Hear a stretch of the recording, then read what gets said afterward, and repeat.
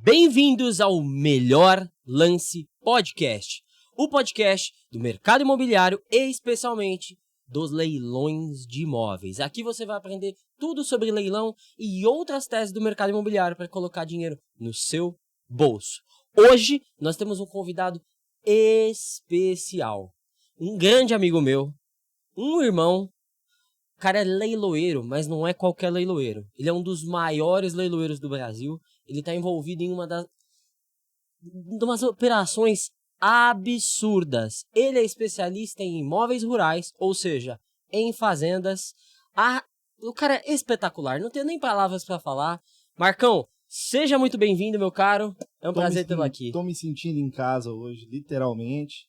Uma honra participar desse podcast ao lado do meu irmão de coração. Sabe o tanto que eu te admiro. Sua trajetória, eu digo, assim, sem sombra de dúvidas, o melhor curso hoje de leilões do Brasil é o curso em que o meu grande amigo Vitor ministra. Então, assim, obrigado mesmo aí pelo convite e estou feliz demais de estar aqui. Espero aí que a gente faça uma boa prosa, né? Uma bela prosa. Mas, Marcão, eu queria te agradecer de verdade, porque para mim é uma honra ter você aqui. É uma honra ter você como professor dentro do Eli, dentro da mentoria. É uma honra ser seu amigo. Você é um cara diferenciado mesmo. Não é conversa, tá, gente? Ele é realmente um cara de um coração gigante e um profissional de excelência. Profissional de excelência. Muito obrigado mesmo, Marcão. A honra é toda minha. Eu que agradeço aí a confiança de sempre. Tenho, assim, o curso do Eli, assim, apesar... acho que uma das primeiras aulas, né? A gente gravou junto lá, né? Quando ele começou, ele já era um projeto que você já sonhava e ver esse sucesso que ele é hoje, algo que lá quando a gente começou, quando você começou as primeiras aulas do curso, primeira turma, tudo mais, eu sabia que estava plantando uma sementinha que um dia ia estourar. E é o que eu vejo hoje, né? Hoje é o melhor curso, sem dúvida, completo, e assim, eu fico muito lisonjeado de participar de diversas aulas, receber o carinho dos seus alunos, poder ajudar eles, né, nas dúvidas diárias e tudo mais. Então, assim, para mim é uma imensa alegria, uma imensa honra e, novamente, sempre externar meu agradecimento aí pela confiança que você sempre teve comigo lá no início. Cara, que bênção. Mas chega da gente falar dessas Bora partes falar introdutórias. Vamos falar de trembão, é coisa boa. Marcão, você é leiloeiro público em quais estados? Hoje eu sou leiloeiro público em Minas Gerais, Mato Grosso do Sul e Distrito Federal. Sou credenciado no Tribunal de Justiça de Minas Gerais e no estado de Mato Grosso do Sul.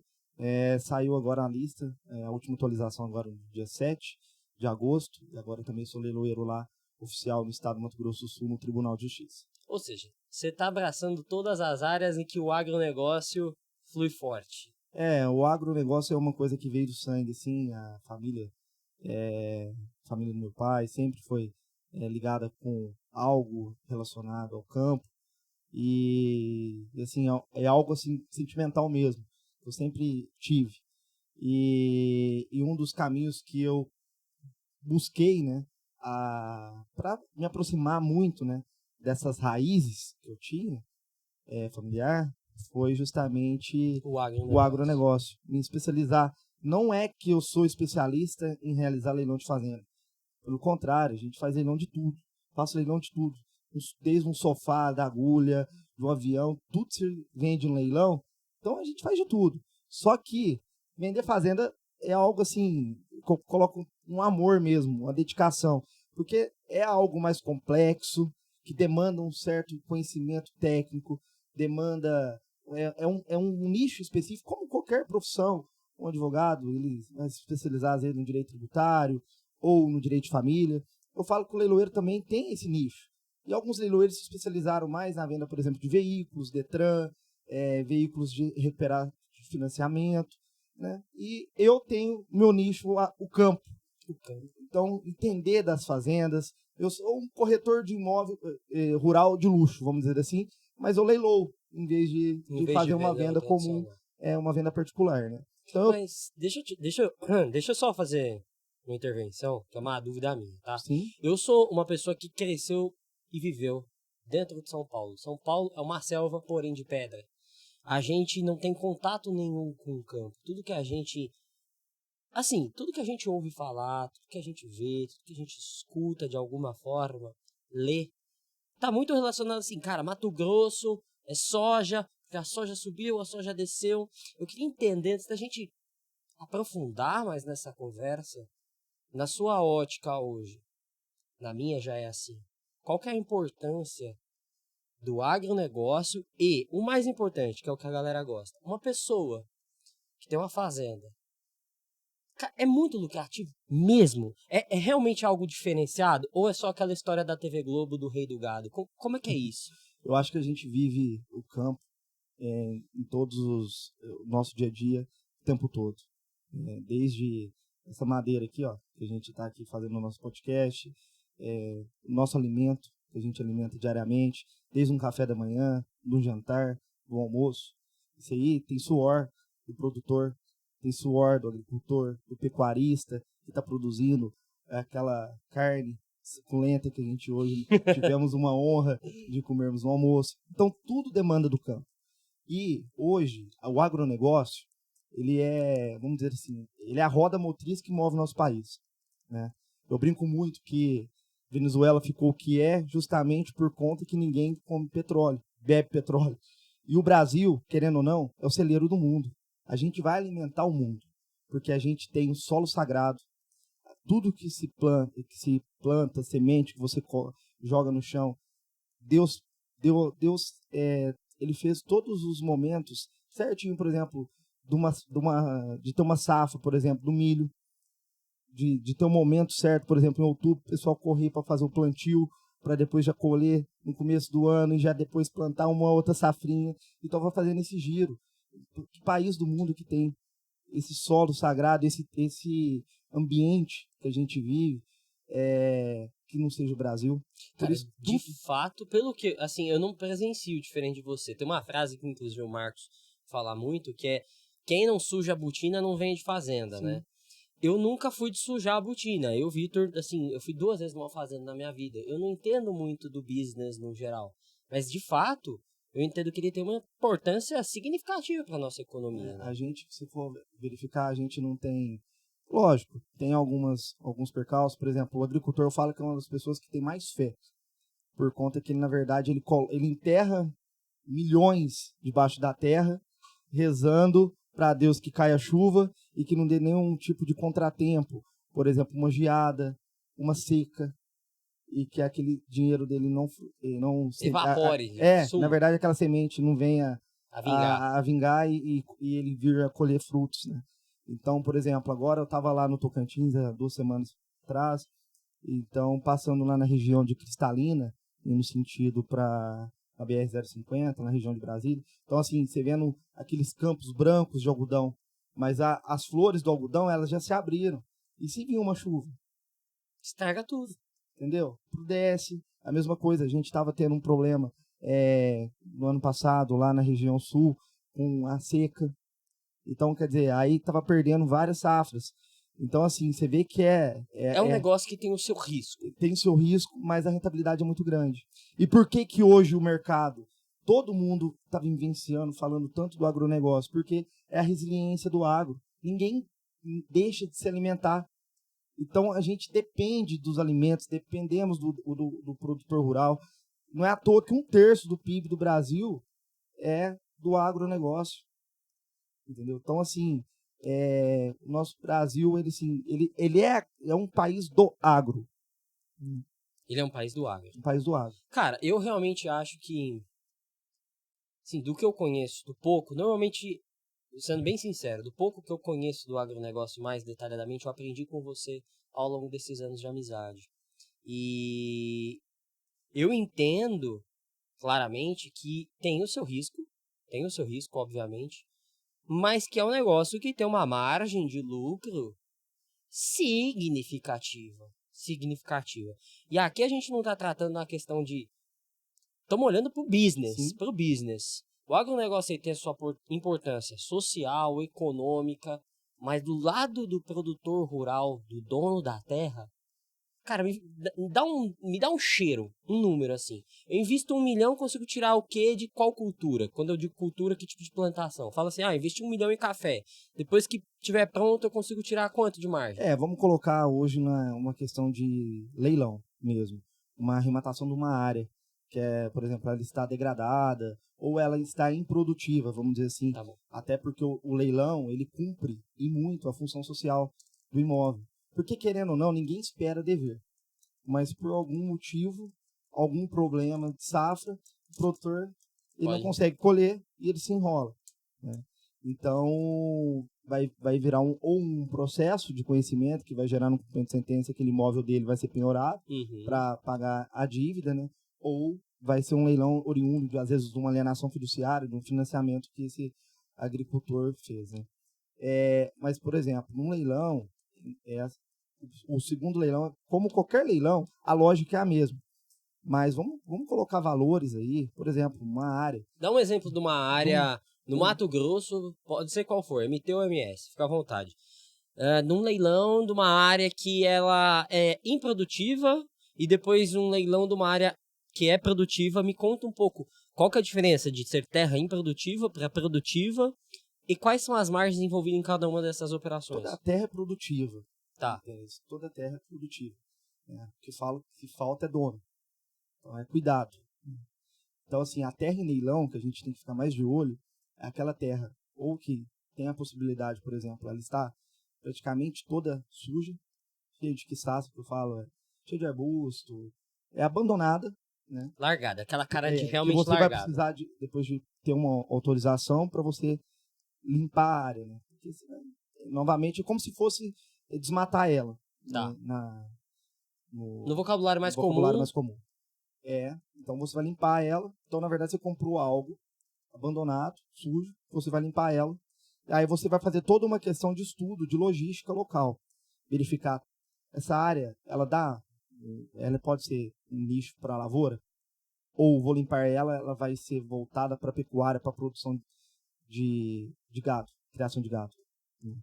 Então, todas essas questões que a gente tem que colocar na mesa na hora de fazer de precificar de fato, de fazer o valor lá que você vai participar do leilão, né?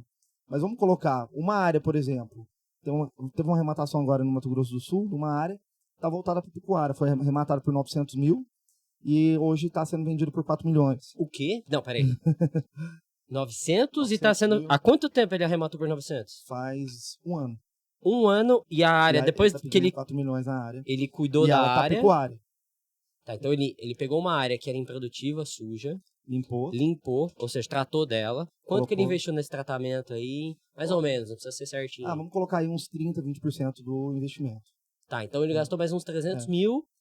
E aí agora ele tá pedindo 4 milhões na área. Ou seja, ele investiu 1 milhão e 200 entre terreno e limpar, tá vendendo por 4. E vende? Como é que é? Qual que é a liquidez disso? A liquidez da área rural, eu sempre falo, é muito alta, é altíssima. Não é à toa que ontem tivemos um leilão que começou 49 hectares na região de Biá, que dá mais ou menos 20 alqueires. Biá na região de no Alto Paranaíba, perto de Araxá. Tá. Araxá, onde tem a fábrica da Bim, lá próximo tem a fábrica da Bim Brasil, aquelas batatas fritas que a gente vê. É uma das maiores regiões de cultivo de batata do Brasil. Só lá na região lá, um proprietário tem uns 80 pivôs, assim, algo surreal. Se vocês colocarem no Google aí, Santa Juliana, Minas Gerais, região de Biá, vocês vão ver vários círculos. Lá são pivôs centrais, que são terras irrigadas. E que lá é batata. Então, na verdade, uma área que hoje é precificada no valor de mercado em 4 milhões, mais ou menos, 200 mil o alqueire, foi arrematada. Começou o leilão ontem com 1 milhão e 200. Tivemos 94 lances na área.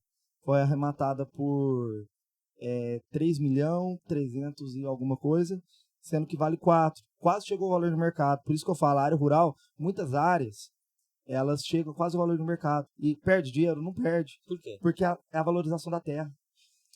A terra sempre vai se valorizar. Mas deixa eu entender o racional. Vamos dar um passo atrás. Teve uma que você estava me contando que arrematou uma fazenda por 900, investiu mais 300 para limpar. Sim. E está vendendo a 4, a liquidez é alta.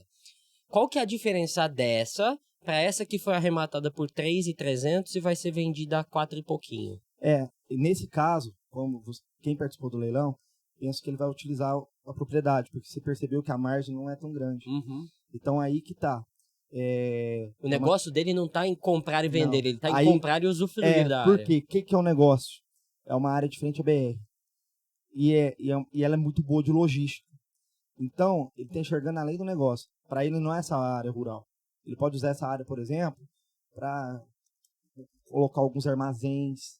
A gente está, por exemplo, hoje com uma defasagem a nível nacional de unidades para armazenagem de grãos. Aqueles Silos. A gente tá produzindo mais do que a gente pode estocar. E qual que é o resultado disso? Estraga. Não, tem que mandar direto pro porto. Aí você não consegue, por exemplo, a soja tá lá, R$200 a saca. Aí depois ela cai para 120. É o momento de você o quê? Estocar, esperar o preço subir e depois você vende. Mas como não tem lugar para você armazenar, você já tem que mandar ela direto pro porto para já. E aí você não consegue fazer essa especulação de preço. Essa especulação de preço.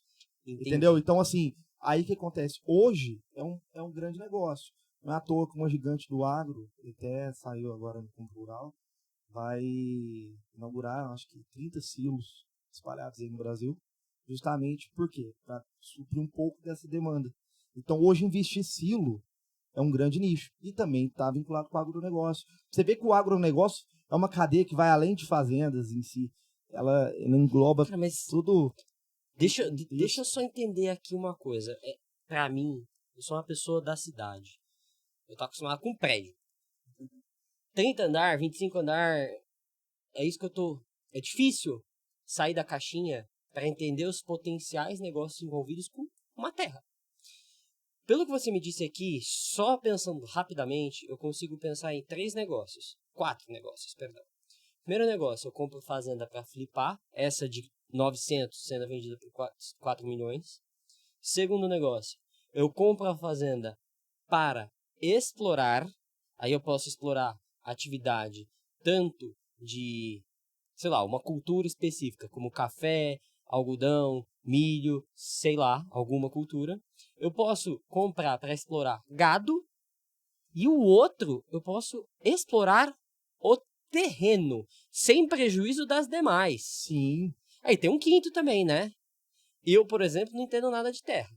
Mas você aconselharia uma pessoa como eu a arrematar uma fazenda? Totalmente. Porque eu penso assim, eu não sei mexer. Você não precisa entender para Aí que tá. a propriedade. Você coloca as boas pessoas para tocarem o negócio para você. A mesma forma, o pecuarista, o agricultor, ele demanda de uma boa consultoria de agrônomos, técnicos, para passar um bom negócio para ele. Ó, qual que é a melhor semente? Como que está a produtividade na minha terra? Como que está, por exemplo... Tudo é dado, né? Tudo é dado. Para verificar, por exemplo, a mineralização do solo. Por exemplo, a pessoa remata uma área degradada.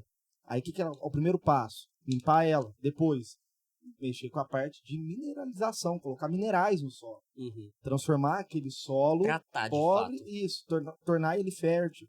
E aí você também vai fazendo a questão da logística. Determinadas regiões têm um tipo de cultura, outras têm outro tipo de cultura.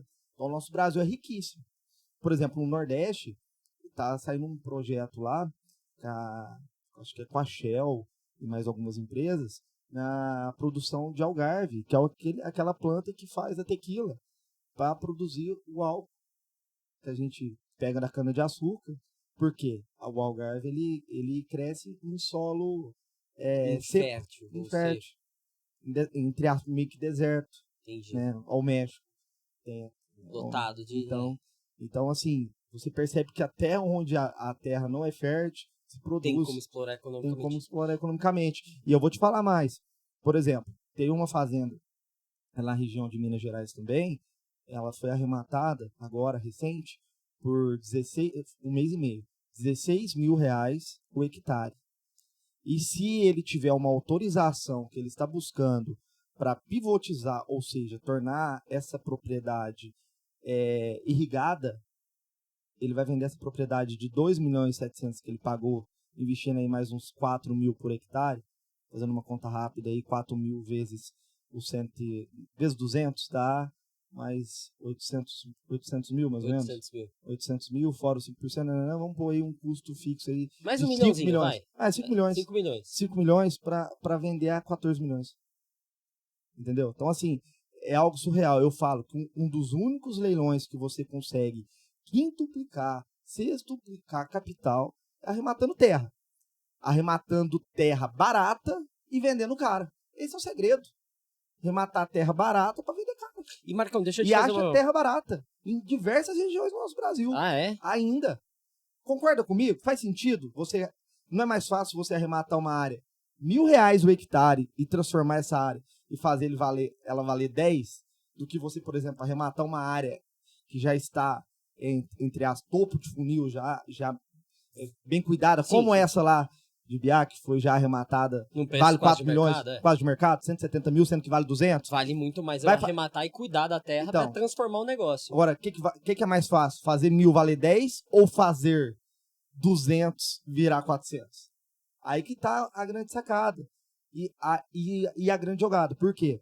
Buscar essas áreas degradadas e que tenha boa logística, que você veja, você olhando no mapa mais ou menos as regiões, você começa a verificar, começa a dar uma raleada, às vezes na região, que eles estão começando a limpar, você começa já a ver uma lavourinha começando a espalhar na área, já começa a ter alguns investimentos com armazenamento, já começa a ter um tipo de infraestrutura, e aquela área daqui 5, 10 anos, o que você comprar lá vai valer ouro. Um exemplo disso, região de Porto Murtinho. Onde é Porto Murtinho? Porto Murtinho, no Mato Grosso do Sul, Tá. na divisa do Paraguai. Tá. Está fazendo a ponte que vai ligar o Brasil ao Porto Muriel, no Chile. É a rodovia bioceânica. Né?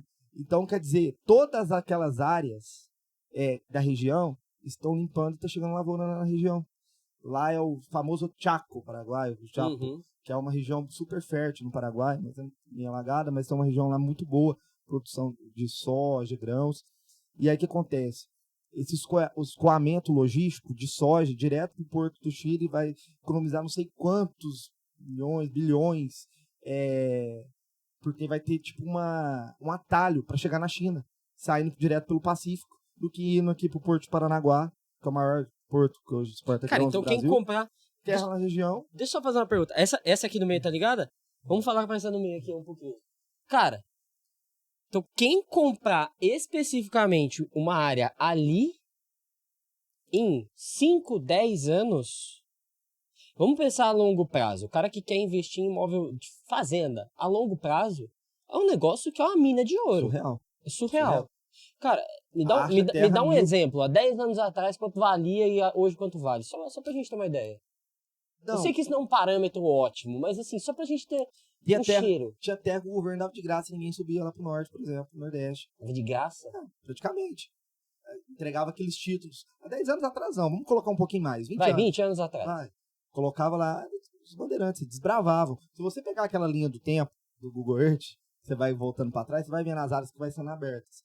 Não é à toa que os gaúchos, lá para cima você vai lá, Gaúcha do Norte, Chapada Gaúcha, Chapadão do Sul, são tudo regiões que são gaúchos, sulistas. Os gaúchos, os catarinenses foram tudo para lá. E os caras sabem trabalhar. Eles sabem pegar uma área e tornar ela produtiva.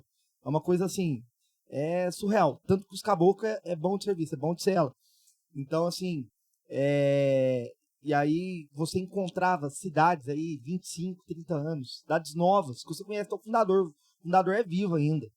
Por exemplo, nós estávamos lá em Chapadão do Sul, por exemplo, tinha uma imobiliária na cidade que era ainda pertencia ao fundador. Tem um museu lá no meio da cidade, lá, que tem lá o primeiro avião, quando eles desceram naquela chapada lá, para desbravar. O pessoal deve, na época, falar assim, vocês estão ficando doido.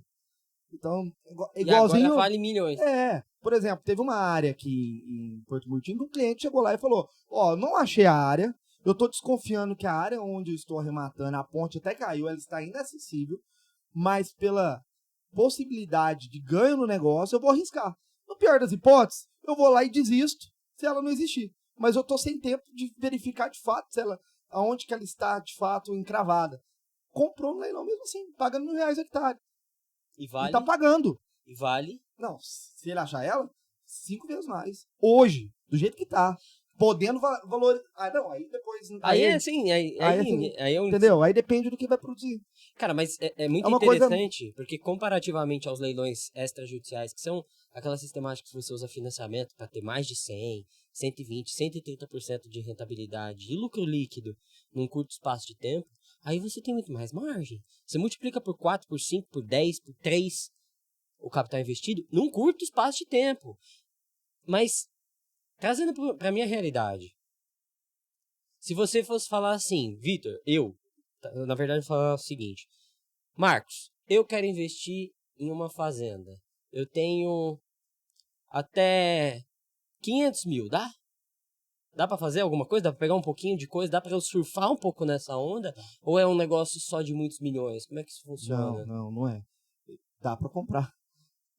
Dependendo da região, grande propriedade, inclusive. Grandes propriedades. Grandes propriedades, dependendo da região. Tá, Vamos colocar, tá? claro. Por exemplo, você pegar R$1.000 o hectare, pegar alguma região, quantos hectares dá?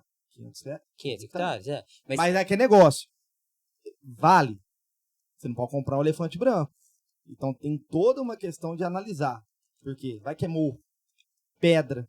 Pedra não consegue plantar nada. Hoje você precisa relevo, fontes hídricas, ou seja, água, e a terra qualidade, se tem água, vai produzir. Então você não tem que me preocupar. Então hoje é relevo e fontes hídricas. Porque a tecnologia, o Brasil é um dos países que mais investe em tecnologia agrícola no mundo. E você vai e você precisa de relevo para o quê? Para você não depender da mão de obra. A mão de obra no campo é cara. A mão de obra é muito cara. No sul de Minas, a região que eu estou situado, somos grandes produtores de café, né? Nossa região. E tem muita terra quebrada. O que é terra quebrada? Muito morro. Tá. Cabrito lá tem que subir de rapel. É muito quebrado. E aí, eles plantam os cafés nas encostas, eles põem até a zona, assim, vai com a maquininha batendo, mas aí é manual, porque como que você vai subir mata pra colher? Não sobe. Aí você colhendo manual, você vai descendo os cafés, que não tobogã. Só mesmo? bate aí junto com a balaia. Mas o problema é o seguinte, para achar mão de obra hoje é muito complicado, porque você vai registrar, às vezes, um funcionário, ele não quer ser registrado, as pessoas mais simples, por quê? Senão ele perde algum tipo de benefício social do governo. Uhum. Então, na verdade, você vai ficando engessado.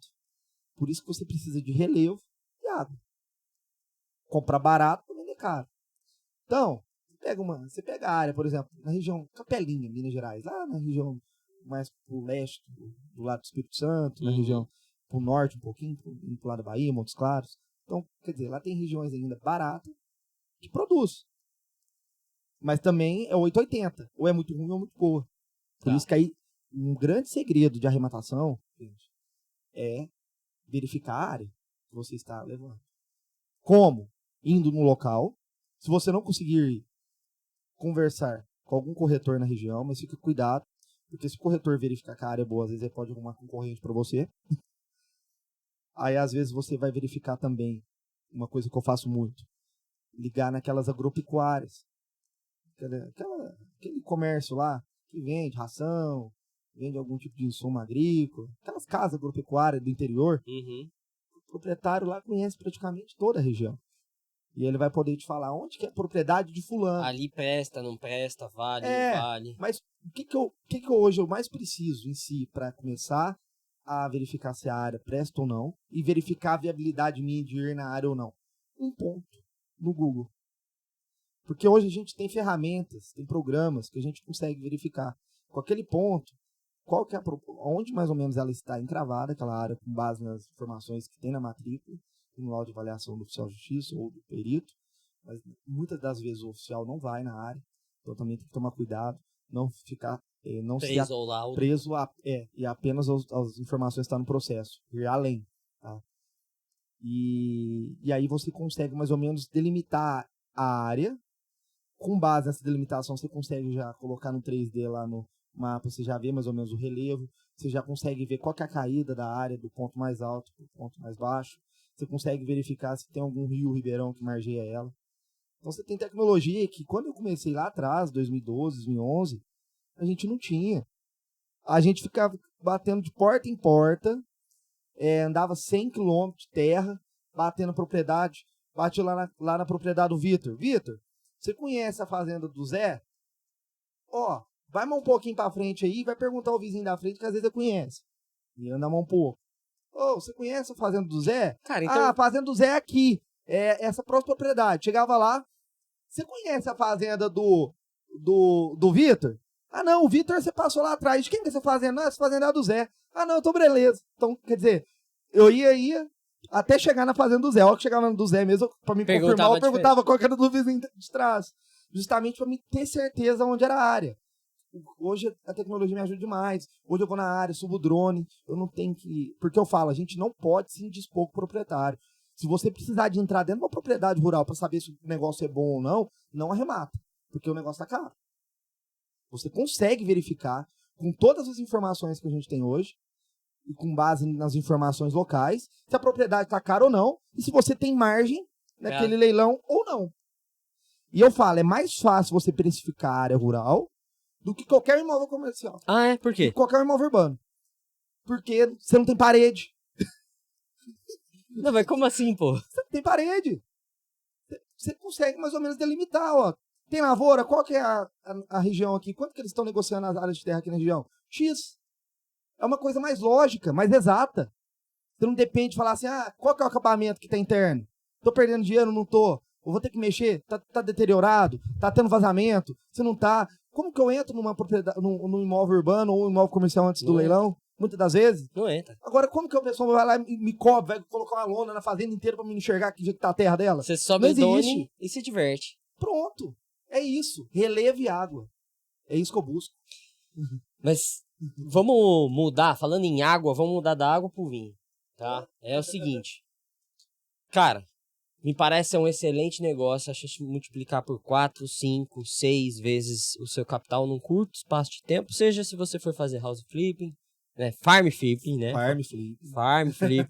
Seja se você for fazer farm flipping, seja se você for explorar a área, seja o que for, você tem um grande potencial de negócio e, mais importante, você consegue comprar muito mais barato no leilão e começar com pouco capital. Mas eu queria aproveitar que não só essa sua especialidade do rural, mas como um leiloeiro, um dos melhores que eu já vi, sem brincadeira alguma, Marcão.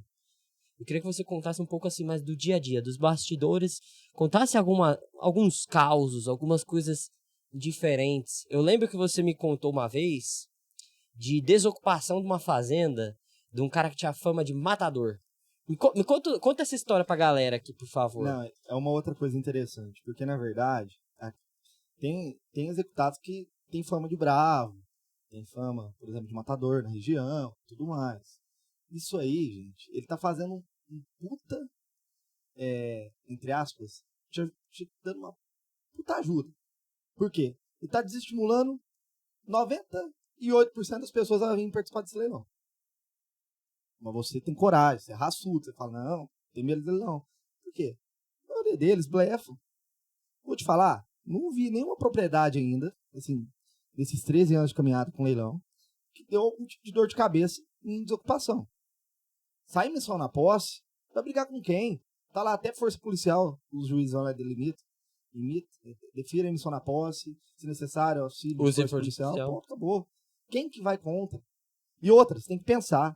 A discussão do executado é com o credor, não é com você tem que ser de boa fé, rematante. Você não tá lá pra ferrar com ele. Quem tá ferrando com ele, entre aspas, é o credor, então, não... Nesse caso aí era um rapaz que tinha essa fama na região. Não, conta direitinho. Matador de onça, eu lembro desses detalhes.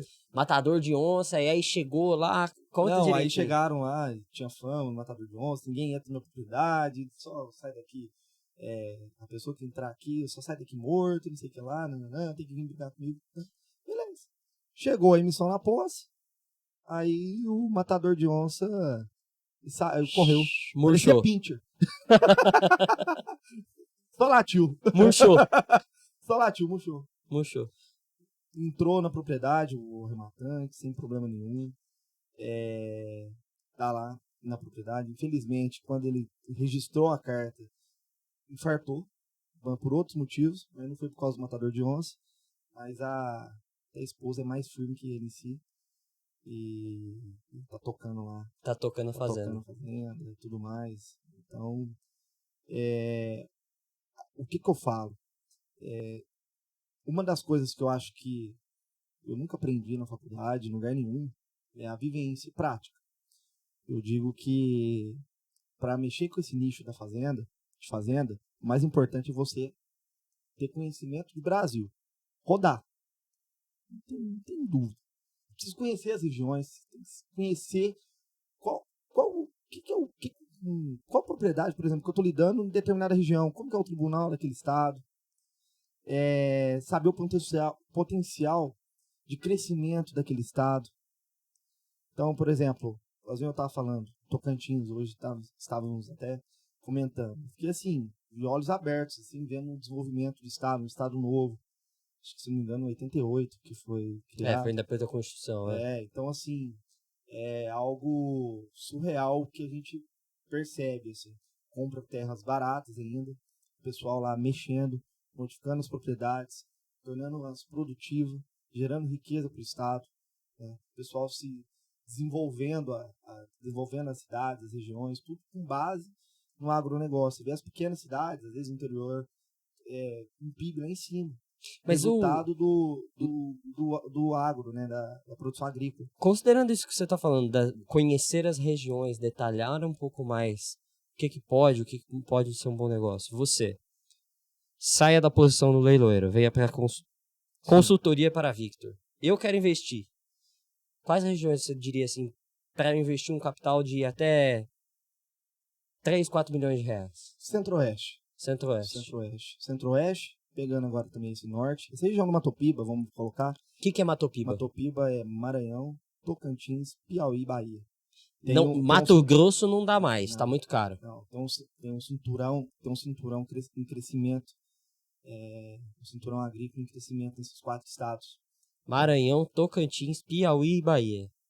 Tem uma região do oeste da Bahia fantástica. Região de Barreiras, do Escar de Magalhães, que já viram grandes potências. E tem uma região lá, nessas divisas aí, desses estados, que é fantástico. Ainda tem terras baratas para serem exploradas. Então, deixa eu te fazer uma pergunta. Vamos considerar aqui que eu vou investir 4 milhões em Matopiba. Qualquer uma dessas regiões. Eu chego assim para você, como leiloeiro, e falo, Marcão, eu estou interessado em investir uns 4 milhões em alguma dessas áreas aí, só que eu quero investir, cuidar e revender. Eu sei que cada região e cada solo pode mudar, mas me dá uma perspectiva de lucratividade. Se eu for botar hoje uns 4 milhões, nesse que você falou, da Bahia agora, nesse pedacinho da Bahia, que tá super lucrativo, que tá super interessante, o que dá pra eu fazer, assim? Eu colocaria, por exemplo, desses 4 milhões, tem 4 milhões. Primeira coisa, comprar barato para vender caro. Sempre essa lógica. Eu arremataria parcelado, 25% de entrada, 30 meses. Você tem 30 meses para cuidar da propriedade pagando parcelas. Então você vai dar os 25% de entrada, vai sentir como está toda a questão processual, você não ficar com todo o seu capital travado. Então com 4 milhões, você consegue, por exemplo, aplicar 50%, 2 milhões, você vai ter ainda caixa para liquidez para você transformar a propriedade. Porque você consegue arrematar e fazer a renda ativa, como qualquer imóvel urbano. Mas a grande sacada do agro é tempo. Você não pode precisar daquele dinheiro. Naquele momento. A maior valorização do agronegócio é tempo, é durante o tempo. É a mesma coisa.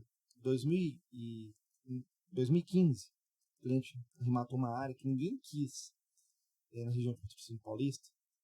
Grande amigo meu, era um grande fazendeiro lá no Pará, e matou 400 hectares. E ela estava toda com toco de eucalipto. Por exemplo, eucalipto é uma cultura que, dependendo da região, nem de graça as pessoas querem. Porque o mais caro do eucalipto é você cortar ele. É destocar, desenraizar. Porque é funda, né? É muito profundo. Então é caro para você desenraizar. Só que ninguém queria. E ele chutava aquele estoco, e o estoco estava ficando podre. Ele falou, não, esse estoquinho para mim não é nada não. Quando eu fui abrir o Pará na época, ele trabalhava na Ford, aqui em São Bernardo, a sede da Ford, trabalhava. E aí depois ele ia de rural, aquelas Tonha, da Toyota, sei. rasgando Pará para limpar a área. correntão lá ele usava no Pará, que é aquele tratorzão de esteira, puxando com as correntes, matando e limpando a área. E foi assim que foi abrindo. E aí o que acontece? Ninguém queria. Era um empecilho esse estoco. Foi lá e arrematou. 3.700.000. 2015. O que ele fez? Tacou, começou já a arrendar para pasto. Foi colocando, começou a criar bastante braquiária lá. Foi arrancando uns toquinhos ou outro. Aí o que ele falou? O que calculou? A usina. 19 quilômetros da propriedade. Usina de quê? Usina de cana-de-açúcar. Tá. E aí ele falou, calculou 19 quilômetros, bom negócio, vou participar do leilão. Fez toda essa questão logística antes. Aí arrematou, chegou pra usina. E a usina falou, não, eu planto na área e arrendo ela. E eu destoco também. Então, pera, ele arrematou por 3.900. 3.900, uma área que ninguém queria, provavelmente ele arrematou sozinho. 2015. Arrematou sozinho. Isso. Ele já teve 12 milhões da propriedade, não vendeu. Como? De 2015 pra cá. Ele teve 12 milhões da propriedade e não vendeu. E já tá ganhando arrendado. E ainda tá arrendada. Tá arrendada. Quanto que ele ganha de arrendamento, você pode falar? Dá, mas é por toneladas, né? Tá. Eu não sei se hoje... varia em função do preço da soja da cultura, né? No caso da tonelada de cana-de-açúcar. Eu não sei como que tá. Na época que a gente fechou o contrato da cana, se eu não me engano, começava os primeiros 5 anos, porque ele contava por corte. Cada corte dá 5 anos na cultura da cana-de-açúcar. Uhum. E chegava a coisa assim, 100 conto. Mês. Uma coisa assim. Então ele botou 3, tava ganhando 100 por mês. Pro cara limpar a área dele, cuidar da área pra ele, implementar a cultura, ou seja, ele não fez desembolso financeiro pra isso. E aí... Ganhou 100 conto. Arrendou por 15 anos. Arrendou por 15 anos e ainda teve proposta pra vender por 4 vezes o preço em menos de 8 anos. E não vendeu. Não vendeu. Eu também não venderia, não. Não vendeu. Eu venderia daqui uns 10 anos, quando me mandassem 60, 50 milhões. E a grande sacada do agro é pegar a propriedade, ficar com ela, segurar ela, e depois você vai e vende a hora que você tiver uma puta proposta. Não é à toa que tá tendo esse monte de fundos de investimento voltado para o agronegócio, esses fiados voltados para o agronegócio. Porque o que eles fazem? Eles compram a cessão de crédito com algumas garantias do agronegócio. E aí, ou essas propriedades vão ao leilão para garantia, eles vão lá e arrematam com crédito, ou eles vão e adjudicam. Isso os grandes fundos têm feito. Por quê? Porque eles sabem quem arremata terra, quem compra terra não erra. Não tem crise. Olha na pandemia. A pandemia multiplicou por 3, 4 o valor das terras. Então, você vê em um momento de crise mundial. O agro bombando. O que segurou o Brasil? O agronegócio. Cara, num período tão ruim quanto a pandemia, o setor imobiliário já voou. Agora, o rural, então, a fazenda, eu vi, tá? Não é você me contando. Eu tenho cliente, dono de fazenda, multiplicou por 3, 4 o valor. É impressionante. É muito resiliente e, sobretudo, muito lucrativo, né? Só para corrigir, falamos aí 120 mil por mês. Na verdade, começou com 28 mil mês. Tá. Era 190 hectares dos 400, porque o restante ele arrendou para gado porque não dava cana de açúcar. Tá. Então começou com 28, nos próximos 5 anos passou para 35 e terminou os últimos 5 anos terminaria em 42. Ah, tá. Beleza. Só que ele tem uma participação no fim de cada de cada ano. safra. Não, de cada ano. De cada safra. De cada safra, ele tem uma bonificação. Mas ele tá só metade, praticamente, da propriedade dele arrendada. Pra você ver. Cara, ele não gastou nada. Ele não gastou nada. Ele só tirou dinheiro. Ele só botou dinheiro no bolso nessa propriedade. Entendeu? E ainda nem vendeu. Não, nem vendeu. Tá lá valorizando. E aí ele vendeu as terras dele no Pará. Agora tá em fase de inventário e tudo mais, né? Ele faleceu. Mas assim, era um cara que tinha coragem, tinha essa visão mesmo. Ele sempre me falava, olhar além da terra. Isso que eu aprendi com ele. Porque aonde todo mundo viu dificuldade, ele viu oportunidade. Essa é a grande lição que eu tive com ele. Essa é a grande lição dos leilões, né? Sim. Porque leilão no final do dia não é um negócio fácil, né? Não é. Pelo contrário. É algo assim, a pessoa tem que ter muito estômago, muitas vezes, né? Porque É muito lucrativo. Leilão é muito lucrativo, Muito mas é muito lucrativo. complexo. Mas a gente tem que pensar, quanto mais complexo, maior é a lucratividade. Exatamente. E menor a concorrência por conseguinte. Porque o negócio fácil, todo mundo vai. Aí não tem segredo. Mas é aí que tá a grande oportunidade, tá naquele negócio mais complicado do mundo. Naquele que ninguém Que quer. ninguém quer. Aí você vai lá e vê, nossa, tem uma propriedade lá que tá com invasão. Tem lá 15 famílias. Arremata. Depois você desocupa.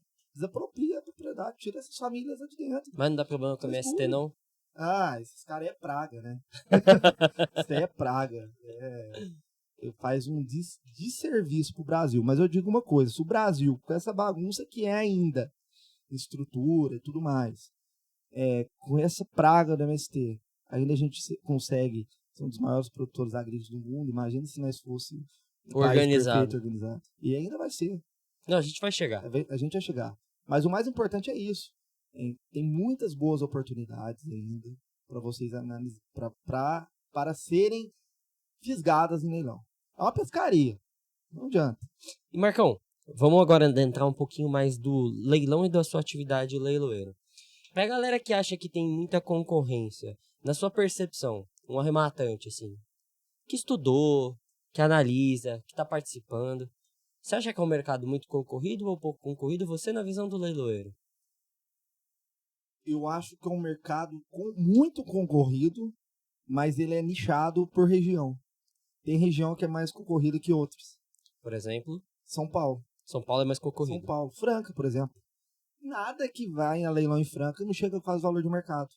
Aí eu fico pensando, é mais fácil você comprar, às vezes, com um corretor de imóveis. Eles não têm esse time. Mas normalmente quem faz esse tipo de arrematação muito próximo ao valor de mercado é gente que não estuda, não sabe o que tá fazendo. Ou quer utilizar. Ou quer pra moradia. Até porque a gente, vamos colocar, o Código de 2015 trouxe uma segurança jurídica considerável nos leilões. Né? E os leilões, na pandemia, isso muito também... Ainda tá tendo reflexo. Sim, né? mas isso muito que a gente tem que agradecer imensamente aos grandes cursos, o seu, por exemplo, que democratiza e prepara arrematantes, leigos, a se tornarem arrematantes profissionais. Então, hoje o leilão é assim, um dos melhores investimentos mais rentáveis e seguros do mercado. Os investimentos mais rentáveis e seguros do mercado, sem dúvida. Você bota R$1 fora do leilão, Marcão? O quê? Você bota R$1 fora de hoje leilão? Não. Eu acho que o leilão, ainda, quantas pessoas devem... Assim, apesar da quantidade imensa de alunos que você tem, a gente pensar também a quantidade de alunos de demais cursos ou pessoas que, de curiosidade, acompanham algum vídeo ou outro no YouTube. Cara, eu vou falar pra você que não tem mais de 1 milhão de pessoas. Se você for considerar que o Brasil tem 230 milhões, isso não é nada. Não é nada. Nada. Então, assim, são oportunidades que estão sendo levadas a leilão todos os dias. E agora, quantas sequer tenha um arrematante participando? Lá dentro da Baston, pra quem não conhece, tá, gente? O Marcão, ele tem a Custódio Leilões e também tem a Baston, parceria com a Baston Leilões, né? Mozart Baston. Leiloeiro desde 2010. Assim, um cara fantástico. Vocês têm um ecossistema de leiloeiros ali dentro, né? O Custódio Leilões, a Mozart. Porque a gente se credencia nas juntas comerciais para a gente fazer leilão. Cada estado que eu atue, eu tenho que ter uma inscrição na junta comercial. Entendi. Né? Mas aí depois eu tenho que cadastrar meu site. Por quê? Leilão é uma profissão personalíssima. Então eu tenho que ter meu site próprio. Eu tenho que ter disposição a ter meu telefone 24 horas para atender qualquer arrematante, licitante que venha. Qualquer pessoa interessada. Qualquer interessado que venha queira participar do meu leilão. Mas antes da gente entrar nesse detalhamento da atividade do leiloeiro, vocês têm um site gigantesco. Inclusive, para quem não conhece, recomendo que entrem dentro do ecossistema, tá? Para quem só jogar Custódio Leilões que vocês vão encontrar. Ou a Baston Leilões. Ou a Baston Leilões. Vai estar todos os todo leilões. mundo que tiver ali na parceria, eu acho que vale a pena vocês darem uma olhada. Mas como esse ecossistema é gigantesco, eu queria fazer uma pergunta. Linkando isso com a concorrência. Hoje, no ecossistema de sites de vocês, quantos imóveis são listados por mês e quantos deles são arrematados? Porque assim, certamente eu acho que uns 30% não deve ter nem competição, né? Ninguém nem arremata, ou se arremata, arremata sozinho. Me dá um pouco mais desses números. Ó, vou te falar que hoje 70% dos leilões, de 100% dos leilões, 30% vinga.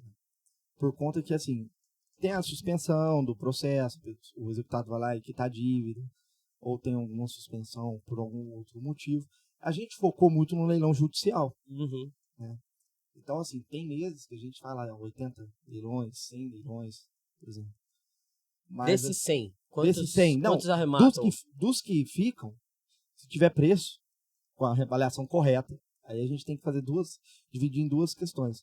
Se tiver preço, avaliação correta, 100%. Agora o problema é aquele imóvel que está com a avaliação errada, tem algum tipo de problema que tornou ele desatrativo por conta disso. Então, por exemplo, uma área que foi avaliada de lavoura, mas era reserva. Mas hoje a gente filtra tudo isso. Mas deixa eu entender. Então você está me falando que 100% das oportunidades no seu site elas são arrematadas por alguém. Se mantém um leilão e tem preço, ela é arrematada. Mas qual o percentual de boas oportunidades que ninguém leva, por não levar? Existe esse número? Como é que tá isso hoje? A questão é essa, né? Para um leilão ele se dar negativo, tem algum motivo. É isso que é a grande questão.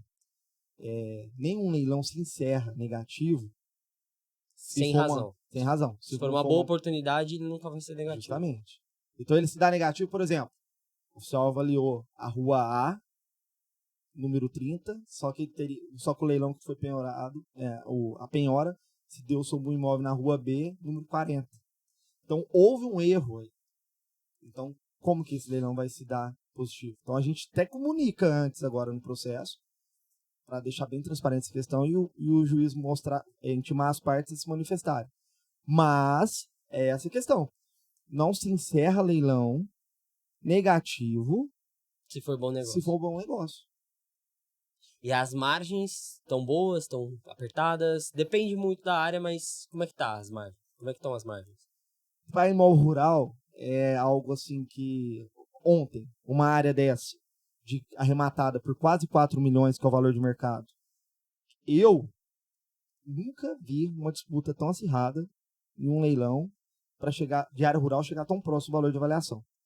Eu, na minha visão, acompanhava leilões já há 13 anos, vejo leilões sendo arrematados aí por 60%, por 50% do valor. Você vê isso hoje? Vejo isso hoje. Sendo avaliado. Então é exceção chegar num valor tão próximo. Exceção. Mas acontece. Por exemplo, uma coisa que vocês têm que ficar muito atentos, as jurisprudências, por exemplo. O que é jurisprudência? Jurisprudência são os entendimentos dos tribunais, né? Eles vão tendo... porque a gente está falando não só com especialistas. Vai tendo aquelas decisões em segundo grau, né, em segunda instância, dos tribunais, eles vão decidindo determinado tema, e esses temas que eles vão decidindo em segunda instância vão virando como exemplo. São decisões reiteradas, assim, ao longo do tempo. Tá. E aí o que acontece? Considera-se que até 2 anos hoje você pode fazer atualização, fazer uma correção monetária do valor de avaliação. E aí o que acontece? Muitas dessas avaliações, em 2 anos, a correção não acompanha a valorização da propriedade. E às vezes chega no leilão, tá com 1 ano e 8 meses, 1 ano e 10 meses uma avaliação. Então ela já está defasada. E a atualização monetária não acompanhou. Porque uma área rural valoriza muito. Então, mas aí você tem uma oportunidade. Coloca quanto tempo foi a pandemia? Quase 3 anos. Então, 2 anos não mudar muita coisa? Significativamente. Inclusive, eu sei que a gente está falando de rural aqui, mas eu já aproveitei uma oportunidade dessa. Não sei se você conhece ali Riviera de São Lourenço. Sim. Ali na praia de Bertioga. Sim. Eu arrematei uma cobertura lá durante a pandemia. O valor da região dobrou. Qual que foi o ponto? A avaliação era anterior à pandemia. Quando eu fiz a arrematação, estava subavaliado. Mas o cara não podia questionar a avaliação, porque a avaliação estava válida, perfeita. Sim. Não foi questionado e não tinha nenhum problema de tempo.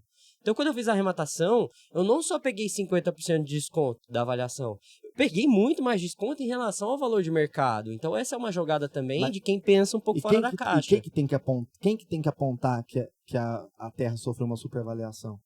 O executado, No tempo correto. no tempo correto. Aí ele perde todo o time. Aí você arremata, Não adianta chorar. não adianta chorar. Essa é a grande oportunidade. Essa é a grande diferença de quem É. sabe todos os detalhes de como fazer uma arrematação bem feita, de como não, para quem é aquela pessoa que é completamente leiga. Aí eu volto naquela pergunta, a questão das as boas oportunidades. Dependendo da atualização, dependendo, se a avaliação tiver muito recente, ou seja, 2, 3 meses, provavelmente ela já está levando em consideração aquele momento. Quer um exemplo? Às vezes a saca da soja, vamos colocar, R$200. Eu estou avaliando a área hoje. As áreas, da maioria dos estados, em grande parte, às vezes é avaliada, por exemplo, por saca. Então eu vou colocar lá 200 sacas por hectare, 500 sacas por hectare. Você multiplica pelo valor da saca. Da saca. Se a saca tá lá, Se a saca variar, tá R$200, beleza. Aí, chega no leilão, 6, 7 meses depois, a saca tá lá 120. Você percebe que foi avaliado. foi avaliada, sobreavaliada. Né? Agora, vamos pensar o inverso. Você tá avaliando uma área hoje. Você avaliou R$80 a saca. Hoje a saca tá valendo. E aí depois, daqui 6 meses, 1 ano, vai a leilão. Essa saca passou a 200, 180. Então, consequência disso, o primeiro leilão já vai estar barato. Cara, mas aí tem um ponto diferenciado, porque presta atenção aqui. Um dos pontos e um dos benefícios do leilão judicial é esse tempo que você consegue entre a avaliação e a variação do valor de mercado entre a arrematação. Se você tem, como no caso do Marcos aqui, uma propriedade rural, uma fazenda, que ela pode sofrer uma variação muito positiva num curto espaço de tempo, você consegue jogar nessa brincadeira com muita facilidade. Perceba na prática. Acompanhe os leilões que você já participou. Normalmente, as arrematações ocorrem. O primeiro leilão, às vezes, suspende, por algum motivo. Vai para o segundo grau, volta, manda leilão de novo. A hora que tá leilão, já tá quase dando os 2 anos da avaliação. E aí você já vai ver a boa oportunidade. E aquele primeiro leilão que teve lá no início, onde a avaliação tá bem quente, certinha, já bem próxima à data, ela já não estava tão valendo a pena. Aí agora estará valendo muito mais. Porque você não só tem o desconto, como você tem a valorização de mercado. Grande parte dos leilões que são arrematados já ocorreu um leilão 2 antes. Grande parte. Cara, isso é uma baita sacada. Começa a prestar atenção nisso. É muito interessante isso. Deixa eu aproveitar essa linha de raciocínio. E aonde que eles perdem o time. Porque vão discutindo tantas questões, aí a hora que valorizou o imóvel. Mas aí um momento, eles perdem. Aí já publicou o edital, aí ele vem querer alegar a avaliação, sendo que foi intimado a manifestar. Não tem como. Sobre a avaliação. Reclusão temporal. E quando o executado vem e apresenta a avaliação para se opor à avaliação realizada. Aí o exequente vai lá e fala, não concordo. Aí ele vai falar o quê? Vai falar o que ele tem que falar. Melhor ainda. Aí você pega e joga o percentual de desconto. Melhor ainda, cara. Usa o parcelamento. Por isso que eu falo. E outra, mesmo se você chegar no valor de mercado, você está usando um parcelamento sem juros. Que negócio! Não existe. Eu fiz uma publicação no meu Instagram. Se você tá aqui me ouvindo, pode ir lá. A foto do Robert Kiyosaki, eu ensinando o que o autor do livro Pai Rico, Pai Pobre ensina nos Estados Unidos. Eu falei, você pode fazer aqui num leilão judicial 25% de entrada e 30 vezes sem juros. A galera me chamou de mentiroso, de maluco. Porque, cara, parece que nem existe. No Brasil, numa taxa de juros alta, a gente conseguir fazer um negócio 25% de entrada e 30 vezes sem juros, só no leilão, cara. Só no leilão. Então, assim, investimento mais seguro, lucrativo, que leilão não tem. Não tem. Não tem. Não tem.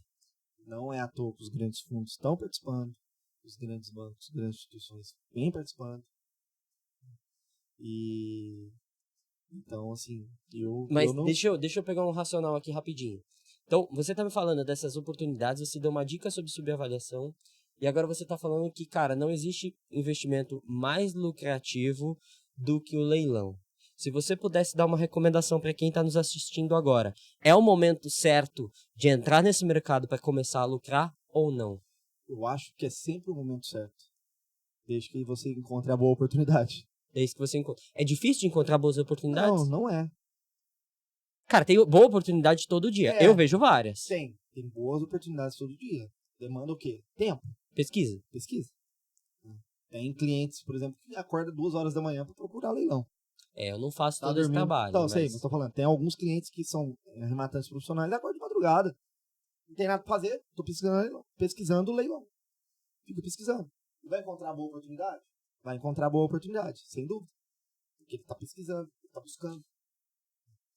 Então, uma hora ou outra ele vai encontrar. Então, você, além de todas essas questões, você acha uma excelente oportunidade, que você acha que, cara, tem esses potenciais de subavaliação, de fazer essa sistemática de parcelamento que é super facilitada, o timing de entrar é, obviamente, o quanto antes. Dá uma dica pra galera. O quanto antes e lucro não tem CEP. Lucro não tem CEP. Sair da grande massa.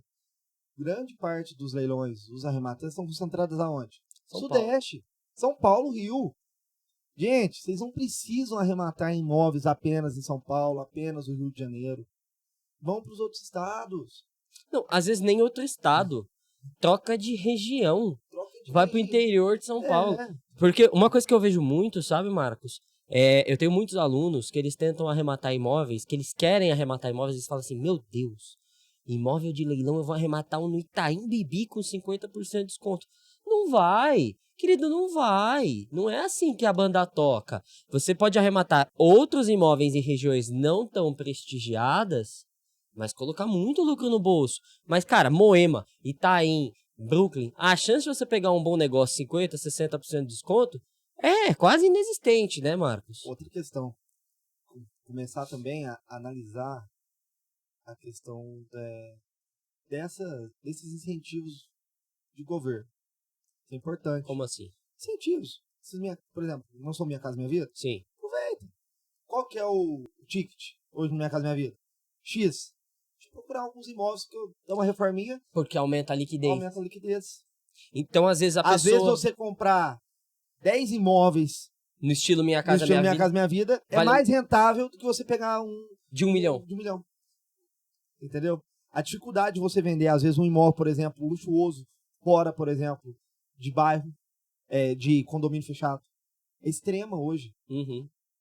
Quem quer pagar hoje 2 milhões numa casa na rua? Não paga. Numa casa na rua? Não paga. Não paga. Se você arrematar uma área dessa, mesmo sendo barato, depois você reformando uma área de 600 mil, por exemplo, uma casa, se ela não for comercial, você vai reformar ela para vender por 1,5 milhão pra quem? Não vai, ninguém vai comprar.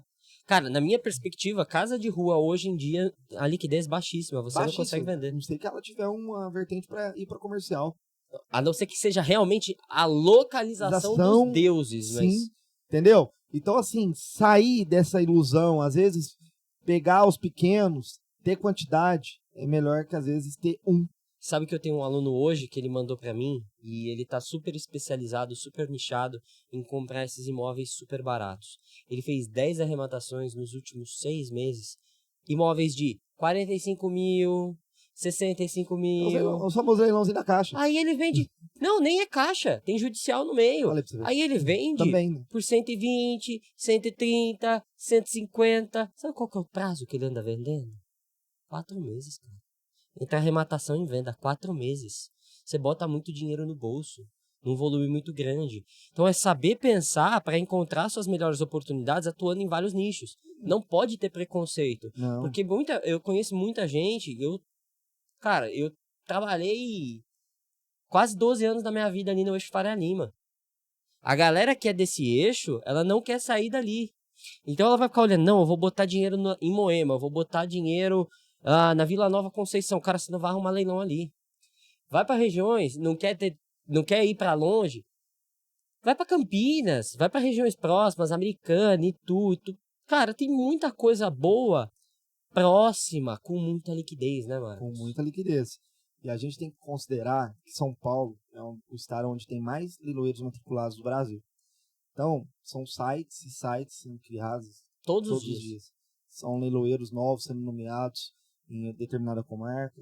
E às vezes aquele leiloeiro novo, por isso que eu sempre falava, olhava de trás para frente por conta da última inscrição do leiloeiro. Aonde? Mas No só que site da junta no site da comercial. junta. Mas só que tem que levar em consideração o seguinte: o leiloeiro fazer um leilão judicial, por exemplo, ele tem que ter 3 anos de inscrição para ele conseguir fazer, para ele se credenciar. Então vocês têm que olhar os 3 anos para trás, vai olhando os últimos leiloeiros, vai pesquisando site por site, porque às vezes é mais fácil você tentar localizar algum bom imóvel linkando algum site de um leiloeiro que ainda não é tão conhecido. Pequeno. Pequeno leiloeiro. Vou aproveitar essa Isso questão é interessantíssimo. Vou aproveitar essa questão dos pequenos leiloeiros. Eu quero que você faça um link entre pequenos leiloeiros e, cara, às vezes eu quero arrematar aqui em São Paulo, faço questão. Eu, inclusive, arremato bastante aqui em São Paulo, tá, gente?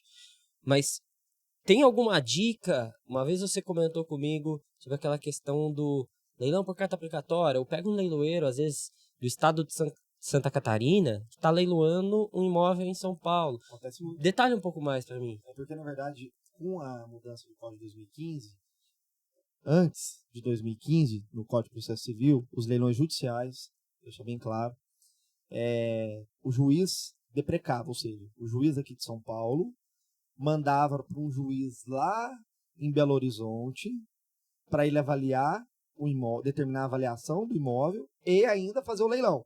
Fazia avaliação, o leilão lá e depois ele devolvia o ato de volta, o processo de volta para São Paulo, informar para o juiz, fiz o leilão lá e avaliei o imóvel e fiz o leilão. Hoje, você só manda para, por exemplo, aqui de São Paulo, manda lá em Belo Horizonte para avaliar. Avaliou, devolve para São Paulo e o leilão é feito por aqui. Ou e não seja, mais por lá. Então, você quer arrematar em BH, você não olha no leiloeiro de BH, olha no leiloeiro de São Paulo, que ele pode ter imóveis ali. Isso, a mesma forma de BH, às vezes está cheio de leilão. Aqui com imóveis em São Paulo, sendo leiloados na região. E a competição certamente será Com significativamente certeza. mais baixa. Da mesma forma. Se não Tava olhando uma inexistente. fazenda lá na região de Santa Vitória, em Minas Gerais, um processo em Chapecó. Então, na verdade, assim, a tendência e a chance de ter algo é que agora tá ficando muito difícil você encontrar um site ou outro que não vai ter a disputa. Até porque o processo, ele é público, ele está eletrônico. Então, a divulgação dos leilões tem sido bem ampla. Inclusive, tem algumas plataformas que hoje filtram os leilões hoje no Brasil inteiro. Então, isso funciona mais ou menos, né? Funciona mais ou menos, mas já ajuda é algo, de alguma forma. já está sendo algo que até anos atrás não existia. Então, assim, já começa a democratizar mais. Mas ainda há oportunidades que são arrematadas por lance único. Cara, eu posto. Assim, todos os dias eu posto arrematações dos meus alunos no meu Instagram. Se você não me conhece, me siga lá, @leilãocomvitor. Todo dia eu posto arrematação. Cara, pelo menos uma dessas por semana, ou seja, uma de 7, quando não acontecem mais arrematações durante a semana, é sem concorrência alguma.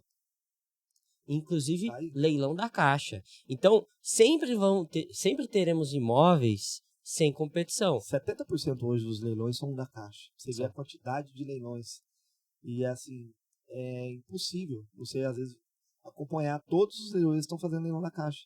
Não, e tem um outro adicional também. Eu arrematei hoje, o de amanhã não vou arrematar. A oportunidade passou pro próximo da fila. Lógico.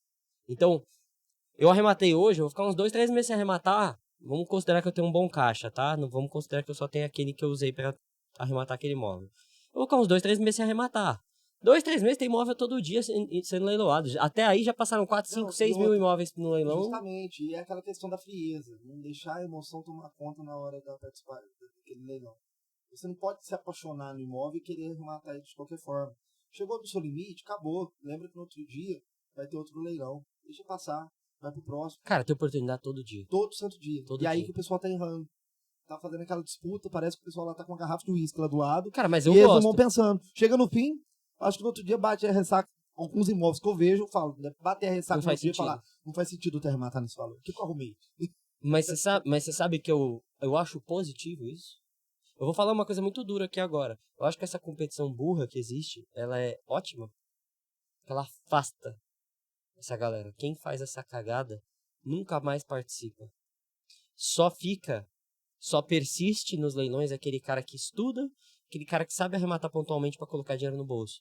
O cara que faz cagada, como todo dia acontece, eu já vi vários arrematando dívidas impagáveis. Todo dia eu vejo. Todo dia você deve ver também, Marcos. E é gente despreparada. Então, pra mim, esse não é o meu competidor. Esse é um cara maluco que entrou ali A única aleatoriamente. pessoa que justifica, às vezes, ter uma disputa dessa, chegar com a dor no mercado, é o consumidor final. É o cara que vai morar. O cara que vai morar, ou o cara que vai utilizar a terra, e ele tá precisando dela, o vizinho da propriedade, ele vai com você até se passa o valor da avaliação se bobear. Até porque vai aumentar a propriedade dele e ao mesmo tempo valoriza a área dele. Isso no rural. Isso no rural. Isso no rural, porque aí ele anexa a área dele e explora mais. E uma questão hoje, até só para deixar pular essa questão, que é uma dica, uma área rural, por exemplo, uma dica preciosa. A única coisa que você tem que saber, puxa a capivara do executado. Se o caboclo não for homicida, e se o caboclo, de fato, tiver dificuldade financeira, é tranquilo para você arrematar, tomar posse. Problema maior é o caboclo ter essa fama de homicida, ou seja, vai te perseguir. Então Você ficou sabendo do leilão que teve há uns 15 dias? Do juiz que mandou matar outro juiz que tá preso, que é o imóvel desse juiz estava indo a leilão? Não. Cara, não vi. o cara trouxe essa informação pra mim no Instagram. Eu falei, esse é o tipo Não, de leilão que esse aí você tem que correr. não entra. Não entra. E quando o cara tem muita grana. Porque dinheiro gera poder. Então ele pode arrumar algum tipo de situações para você Frustrar ou dificultar. a sua. Então o restante.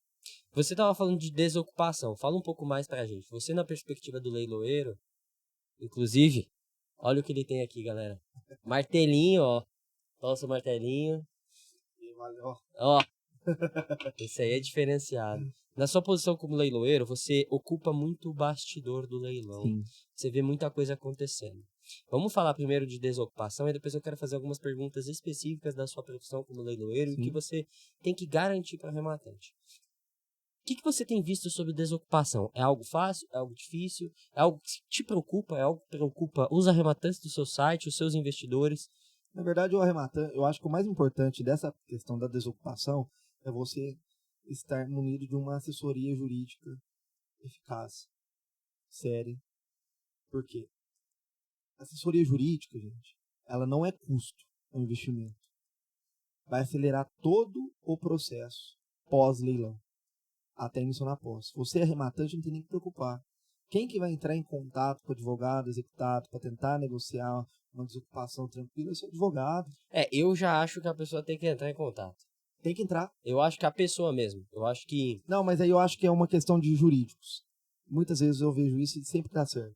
Negocia. O advogado dele vai lá e negocia com o cliente, fala, preciso de tal prazo para tirar meu gadinho da propriedade. Às vezes a área está abandonada, você não vai ter nem problema. Você já vai tomar posse, o cara já saiu. Por quê? O problema maior é quando é revel. Aí, sim, aí deixa boa. Aí tudo bem, aí eu concordo com você. O arrematante vai lá e já conversa direto com quem está na propriedade, executado, tudo mais. Mas quando tem o jurídico envolvido, o próprio jurídico dele já viu que já não tem mais o que fazer. E a partir do momento que você toma posse, é um mandado de admissão na posse, é que já acabou. Já não tem mais discussão. Então não tem você não vislumbra muita dificuldade. Porque o que acontece? A minha família começou a fazer arrematações antes do Código de 2015, desde 1973. Meu pai começou efetivamente lá para os anos 2000, tá?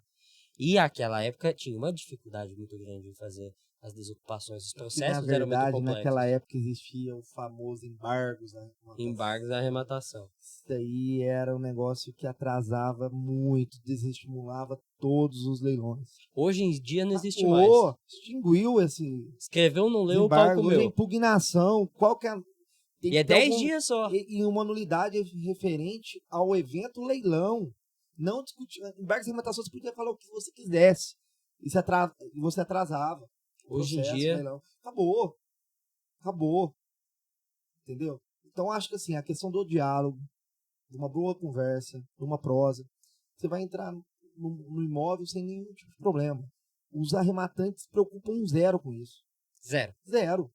Assim, eu e os meus alunos, a gente não tem essa preocupação com desocupação. A gente não tem preocupação com desocupação. Porque, cara, no final do dia, uma boa conversa resolve tudo. Conversar com o ocupante é o que mata, é o que facilita a sua vida numa desocupação eficiente, né? Sim. E a questão, né? Até nisso eu acho que é mais fácil no mal rural, a desocupação. Por quê? A pessoa não mora nele. É verdade. A pessoa não mora nele. Só explora. Só explora. Entendeu? Então, assim, tem só vantagens para vocês, gente, começarem a arrematar, olharem fazendas, pequenas propriedades. Tem de tudo. Tem da pequena, tem da grande. Tem a questão aí para grandes terrenos que você consegue fazer algum tipo de investimento que vai ser relacionado ao agronegócio. Porque, na verdade, o agronegócio é toda a cadeia. Ali a gente tá pegando só a parte do imobilizado. Se eu negociar business. um saco de café com o Vitor, eu tô fazendo É agronegócio. verdade. Entendeu? É verdade. Então, assim, é só uma cadeia. Mas aí o agronegócio tem envolvido a agricultura, que é o plantio, tem envolvido a pecuária, que é a criação de gado, tem envolvido as grandes indústrias têxteis, tem envolvido as indústrias de sucroalcooleira, que faz o álcool, produz Caramba, alimentos. é um planeta, é um universo planeta. inteiro de Só coisas que a que grande pode... vantagem que eu sempre digo, ninguém sobrevive sem alimento. Então a gente sempre vai depender do produtor rural. A gente vai sempre ter nossas terras valorizadas. E a tendência é de supervalorização. Então está no momento certo de você escolher os estados que estão ainda em crescimento, Matopiba, correr um pouco desses grandes centros, os grandes estados já ricos, São Paulo, ficar olhando, por exemplo, o Triângulo Mineiro. O Triângulo Mineiro está colado em São Paulo, meio de coladinho na tem Goiás, coisa boa demais lá. tem coisa boa e barata ainda. Desenvolvido, você anda para baixo para cima lá de pista dupla, gente. Então, assim, olhar, sair um pouco do grande, esse olhar nos grandes centros, entendeu? E começar a enxergar essas grandes oportunidades. Começar a arrematar uma pequena glebinha de terra. Uma pequena glebinha de terra, você põe lá, dá plantar um cafezinho, você começa a plantar um café, mas você fala, minha propriedade pequena, dá para me lucrar e gerar algum tipo de lucratividade? Dá sim, produz café especial. Em vez de entregar a saca R$1.000 de café, você entrega ela 5.000. Por quê? Meu café é especial, orgânico, tem o selo tal, nananã. Você tá precificando. No final das contas, você tá com um café especial, você tá vendendo a 5 vezes o valor de uma saca comum. Então, ou seja, a mesma coisa se você tiver 5 vezes o tamanho, você tá lucrando a mesma coisa que se tivesse uma propriedade 5 vezes maior. É uma questão de olhar. É uma. Sabe, é muito uma interessante. Questão de empreendedorismo. Mas tem um ponto muito interessante, na minha visão, que é a diferença entre ver e enxergar. Pessoa comum, ela vê o imóvel, mas ela não enxerga o imóvel. Qual que é a diferença de ver e enxergar? O cara que enxerga, ele vai além da terra, ele vai além do imóvel, ele olha o negócio como um negócio, e não como simplesmente, ou no caso um apartamento, ou uma fazenda. Ele pensa tudo do business. Vou entrar em contato com uma faculdade, por exemplo, a Universidade Federal do Paraná está produzindo um projeto lá para criar grandes propriedades tecnológicas que elas vão criar, por exemplo, tem uma produçãozinha de gado, posso fazer essa propriedade gerar 3, 4 vezes mais utilizando o mesmo tamanho, mas uma questão tudo de pensamento. Você sabe que... Aí você põe lá aquelas energia solar, placa solar, tem fazendas imensas hoje de placa solar em regiões áridas que não produz nada, está produzindo energia.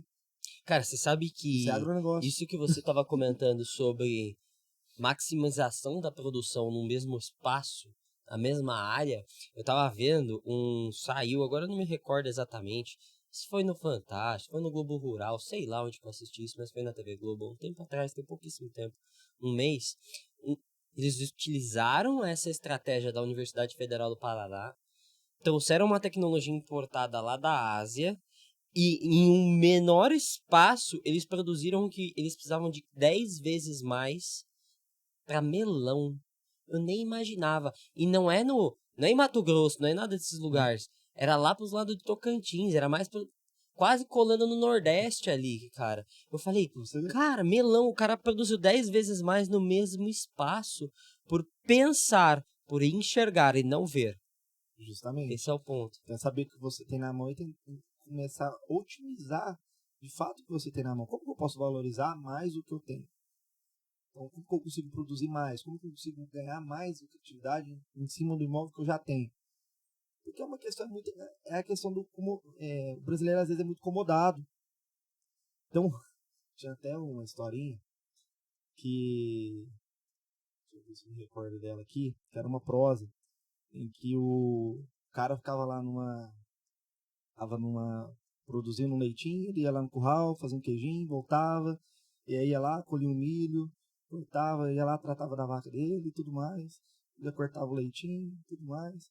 Aí ficou nessa vida dele acomodado. Aí o vizinho vendo isso aí, viu aquela terra gigante dele, e ele só lá plantando um pedacinho de milho, só para fazer um cilindro, para tratar Subsistência. Foi lá e matou a vaca. O cara desesperou. Aí o cara chorou. Aí ficou sem saber o que fazia, sem chão, não dá pra fazer o queijinho dele mais, né? Só que o que ele teve que fazer? Teve que dar os pulos dele. E aí ele começou a produzir, a cultivar a terra que ele tinha. Aí começou a abrir mais a propriedade, plantando. Aí depois, passou um tempo, ele ficou muito rico, o vizinho voltou lá e falou, nossa, você sabia que eu matei sua vaca? Não, mas por que você fez isso? Não, porque eu tava vendo lá sou comodista, mas eu tava enxergando a riqueza que tinha na sua propriedade, mas eu sabia que eu precisava te dar um chacoalhão. Impulso. Então o impulso que eu fiz foi matar sua vaquinha, porque você teve que dar seus pulos pra você conseguir ter uma rentabilidade e esquecer um pouco o que você tava vivendo. Cara, às vezes você vive tão na roda dos ratos que você não consegue enxergar nada fora dela. Nada fora dela. E por isso que eu falo, nas grandes oportunidades, a nossa vida em si. Quando a gente tá no perrengue, pode ver, é a hora que começa a gente dar aquele boom, start. A gente sai do nosso comodismo, a gente dá nossos pulos. E assim eu digo que é assim a vida, no geral. É assim a vida, no geral. Então eu falo assim, a gente tem que sair desse comodismo nosso, de pensar, nossa, por que eu só tô rematando a área urbana? Eu tava no evento esses dias, você também tava, eu levantei, depois faz um teste também com sua turma. Quantos que já arremataram na sua turma de imóveis urbanos? Vários. Todo dia alguém arremata. Todo dia eu vejo que alguém arremata na sua turma, né? Todo dia. Todo dia. E área rural? Quantas? Cara, eu acho que foram 2 ou 3 só. Você acredita? 2 ou 3. Quantos por cento dá isso? De 653 arrematações no total, nem sei fazer essa conta em percentual. Agora me fala, a concorrência vai ser maior. Ah, sem dúvida no rural. Vai ser no leilão rural ou vai ser no leilão urbano? Sem dúvida o rural é muito melhor, tem muito menos concorrência. Entendeu? Então é essas questões que a gente tem que começar a enxergar. Onde está a menor concorrência? Apesar que, em alguns casos, no rural, apesar de ser menos concorrência, às vezes tem um ticket maior. É maior. Não, ele tá falando isso porque o bicho tá milionário, né? Se vocês conhecem aqui e estão sabendo fazer conta, se ele faz leilão de fazenda, ele fica com 5% de cada uma desses leilão. Não tem isso não. Mas, Marcão, deixa eu aproveitar aqui e... Cara, você deu várias dicas e vários insights muito interessantes ao longo dessa nossa conversa, mas eu queria que você pontuasse aqui de uma forma bem sintética, fácil pra galera decorar. Das 5 dicas, da mais importante para menos, pra pessoa que quer começar a lucrar com imóveis de leilão. Comprar barato, vender caro. É a única? Resumiu assim que Quem não quer? Entendeu? Tudo é questão de oportunidade. Gente, ninguém precisa ser o expert engenheiro civil para entender sobre um barracão, para entender um corretor de imóveis, para entender sobre o valor de uma casa, um engenheiro agrônomo para entender sobre terra. Você precisa de network. Abre a boca. Conversa. Cria amigos. Ambiência. Onde você estiver, o Mozart sempre fala isso. Qualquer cidade que você pisar, faz um amigo. Esse amigo seu vai te ajudar e vai ganhar confiança. Você vai ganhar a confiança dele. Toma cerveja com ele, faz churrasco com ele. Mas tenha ele aí como um cara preciosíssimo na sua vida. Tudo que tiver na região dele, você vai ligar pra ele e vai falar, essa oportunidade é boa? Cara, posso rematar? Você sabe que isso acontece dentro do Eli? Porque o que acontece? Dentro do Eli, você tem alunos do Brasil inteiro. É uma comunidade. Hoje mesmo... Isso aí vale ouro. E o pessoal tem que aproveitar isso. Os alunos, conversar entre os alunos. Você saber onde que tá cada região que tá... pessoa mora. Hoje mesmo saiu uma arrematação, hoje, na data de hoje, tá? Um aluno de Minas, ele perguntou para um outro aluno do Rio, e o de Minas arrematou no Rio porque o carioca... Não, o de Minas fez a arrematação no Rio de Janeiro, e o carioca deu informação para ele, falou, é um bom bairro, uma boa liquidez, visitou o imóvel para ele. Então, é uma questão de ambiência também, né? Sim, ambiência, de vivência, não ter preguiça de sair, de rodar.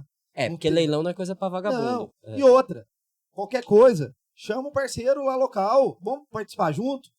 Eu tenho as manhas do leilão, você tem as manhas do local. Vamos unir essas informações e nós arremata e depois a gente vê. Trabalhar a venda disso junto, em parceria, eu ganho, você ganha. É isso. Entendeu? Então é isso, é saber sair da casinha com segurança, porque você está arrematando uma arrematação judicial, seu dinheiro está depositado, qualquer problema que tiver, você vai receber de volta. Corrigido. A comissão e os valores que estão depositados no processo. Então, assim, super seguro, mas aí você vai precisar desse auxílio. Então você não precisa saber tudo. Você só precisa abrir a boca. Eu acho que assim, você precisa estudar, você precisa estar num ambiente de pessoas que pensam como você, porque não adianta... Cara, você nunca vai lucrar se você continuar frequentando o boteco do Zé da Pinga. Você tem que trocar de ambiente, você tem que ir para um ambiente que as pessoas querem prosperar. Isso é a lição básica. Sim. Então, estuda, troca de ambiente, sai do boteco, não vai ficar lá enchendo a cara, vai para um ambiente em que as pessoas querem progredir. Cara, é a primeira faísca e a coisa começa aí. Às vezes você não precisa ganhar sozinho. Então, nesse meio desse negócio, pode ter parceiros que vão também ganhar. Então, por exemplo, esse amigo seu que localizou esse imóvel, você faz uma parceria com ele para ele te ajudar. Às vezes ele vai te ajudar a vender esse imóvel. Na venda desse imóvel você dá uma parte também para ele. Ou traz ele para participar junto com você. Então, assim, porque às vezes você trazendo ele para participar junto com você, você já arremata um outro imóvel em outra região com outro amigo. E assim você vai girando. Você vai gerando liquidez. E você não vai apostando tudo no imóvel só. Eu acho a maior burrice. Mas eu sou contra esse negócio de cotização. Não, tá? eu sou totalmente contra. O que eu digo é uma questão de parceria. Eu ligar aqui em São Paulo, por exemplo... Vitor, achou uma oportunidade boa aí, vamos entrar de parceria? Mas coisa, a gente se conhece há muito tempo, mas por isso que eu tô falando. Você tem que ter essas amizades em determinadas regiões, porque você precisa também confiar na pessoa. Porque ela tá analisando um imóvel, mesma coisa. Não tem aluna sua que arrematou um imóvel no Rio. Por que ele arrematou no Rio? Porque o outro confiou nele. Então teve um vínculo de amizade. Teve uma troca de amizade. Mas essa questão de cotização, eu sou contrário. Eu sou contrário, eu acho que... Tem muita insegurança, nem vamos entrar nesse tema, mas tem muita insegurança jurídica. Eu acho assim, aquela questão, você tem que ter muita confiança. Por exemplo, eu tenho confiança, por exemplo, Vitor, vamos arrematar um imóvel em parceria? Qualquer coisa, você fala assim, não, eu entro com 10%, 15%, 20%, 30%, aí entra nós dois. Mas você me ajuda? Porque tá aí na sua cidade. Depois você me ajuda a vender esse imóvel, você me passa os contatos dos corretores locais, tudo mais. Então você está me ajudando. Mas eu vou te dizer uma coisa, tá? E aqui quero deixar isso registrado. Ele fala isso desde que eu conheço, até hoje ele não me arrumou uma fazenda pra eu arrematar com ele, tá? Ele só quer saber de vender as fazendas, mas pra me arrumar uma fazenda pra arrematar com ele, ele não me arruma. Isso tá marcado, tá? Já tá registrado em aula, tá registrado agora no podcast, tô só esperando você bater o martelo pra mim ali quando eu fizer minha arrematação de fazenda. Vai ser um prazer, você sabe disso. Vai ser ótimo. Marcão, pra gente fechar aqui, você deu 3 dicas na minha conta. Não vamos dar 5. Dá a última. Fala assim, cara, essa aqui não tem como. Fala até virado pra câmera aqui, ó. A melhor dica pra quem vai começar nesse mercado. Qual é? Você, antes da dica, desculpa te cortar. Claro. Por causa que eu tava só no raciocínio. Eu acho a maior burrice hoje do leilão é você ter lá 1 milhão e querer comprar uma, entre aspas, mansão fora de um condomínio. E eu encontro muito isso aí hoje. Só pra voltar naquela questão que a gente tinha colocado. Isso é... Entendeu? Eu não vou chamar de burrice. Eu vou chamar de despreparo total. Então esse aí é um grande ponto que eu coloco. Mas acho que uma das dicas das melhores que tem é usar o parcelamento. Usa o parcelamento. Se a lei permite você usar o parcelamento previsto no artigo 895, por que você vai arrematar à vista? Porque no meio do parcelamento você deu os 25% de entrada. Pode haver algumas discussões jurídicas que são Bobagens no protelatórias, que não vai colar. E aí o que acontece? Pode atrasar a sua emissão na posse. E aí, com o parcelamento, você consegue pagar nas parcelas sem juros e participar de outro leilão. E aí você vai girando. Vai fazendo a bola de neve. Fluxo, né? É a mesma coisa. É que o pessoal vai lá e faz o financiamento para arrematar os imóveis da Caixa. E aí depois ele vai... Cara, todo tipo de alavancagem, seja parcelado ou seja financiado, é muito mais inteligente do que você pagar à vista. Mais. Então, gente, parcele. Parcele, financie. E depois vendeu, quitou. Agora, no caso do financiamento, é interessantíssimo. Financiou, mas vai lá e vende e quita, né? No caso, porque senão o juro fica muito alto, senão depois vai pagar 2 vezes. Tem que ser interveniente quitante. Agora, o parcelamento sem juros no leilão é interessantíssimo, até para você que for usar o bem, né? Utilizar ele para fins próprios e tudo mais. É porque você não descapitaliza, né? Não descapitaliza, isso é o mais importante. E 30 meses para você não colocar os ovos todos numa cesta só. 30 meses no estadual, né? E os 60 meses que permite a Justiça Federal. Por conta de execução fiscal federal da Fazenda Nacional. Só que é um pouquinho caro, né? Selic é 1%. É meio puxado. Mas aí dá pra ser 60 vezes. Mas dá né? discussão, viu? Às vezes tem aquelas questões de precatório que são de penhoras em regiões que não tem o Fórum Federal. Uhum. Aí tem aquela competência do Estado. E às vezes tá lá um leilão na estadual. Você vai lá e pede para usar o parcelamento previsto no artigo 895. E aí depois volta e o parcelamento continua com o índice que o tribunal utilizou. Você segura o índice, mas aumenta o número de parcelas. Entendi. Entendeu? Então, assim, é interessante também pensar nisso. Então, gente, é questão de conhecimento, é questão de treino, é vivência prática, é estar ao lado dos melhores. Por exemplo, o Vitor tem hoje o melhor curso do Brasil, repito. Você que não está na comunidade Eli, se inscreva na comunidade Eli. Eu acho que em outubro vai ter novas turmas aí. E assim, eu acho que é um dos melhores investimentos que você vai fazer na sua vida. Você que quer buscar ficar milionário nesse mercado aí, em amplo crescimento, né, no nosso Brasil. Eu primeiro queria agradecer, Marcão, a sua presença aqui e, de toda forma, esse marketing que você faz sempre pra mim super positivo, cara, porque, além de tudo, além de eu ser um grande amigo pessoal do Marcão, ele tá me devendo essa fazenda pra ser arrematada, pra deixar isso consignado. Cara, o Marcão, ele é professor dentro da mentoria. A mentoria é Enriquecendo com Leilão de Imóveis, o Eli, que vocês me vêm falando tanto.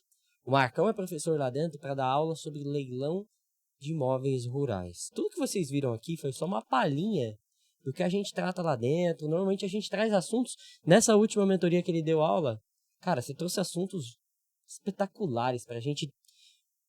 Estratégias, passar por cima de nulidades. Cara, foi mágico, tanto é que a galera tá pedindo mais aula sua lá. Então, se você tá interessado em entrar na mentoria, tem um link na minha bio do Instagram, que é a lista de espera, também tem aqui embaixo no YouTube, se você tá no Spotify também tá na descrição.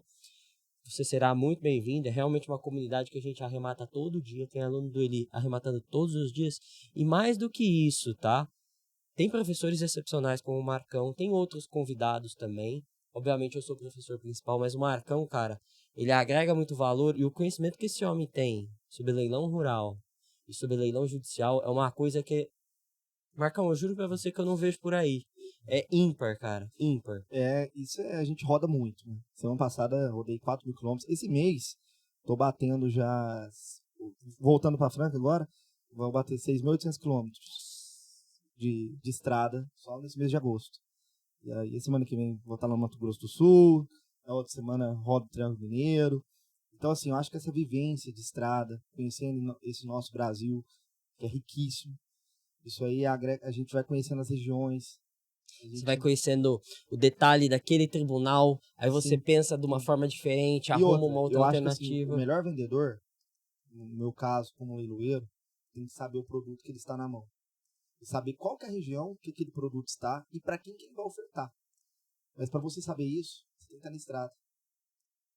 Então, para mim vender, fazer uma boa venda de uma fazenda, chegar num site, por exemplo, fazer um leilão, tá lá 90 lances, sem lances, uma disputa sadia para o processo, isso é sinal e a prova da transparência e da funcionalidade de um leilão. Uma oferta pública por excelência. Então, o leilão precifica. Essa disputa é totalmente sadia para todas as partes. Falo que eu tenho 4 clientes. Eu tenho o juiz, que confia a nomeação a nós, né? O exequente, que busca o resultado do meu leilão para satisfazer o crédito dele. O devedor, porque se eu vender bem o bem do devedor, vai pagar o máximo de dívidas possíveis e, às vezes, vai sobrar dinheiro para ele reiniciar a vida dele. Porque o leilão está uma trava, uma pedra no sapato dele. E o mais importante, um arrematante terceiro de boa-fé.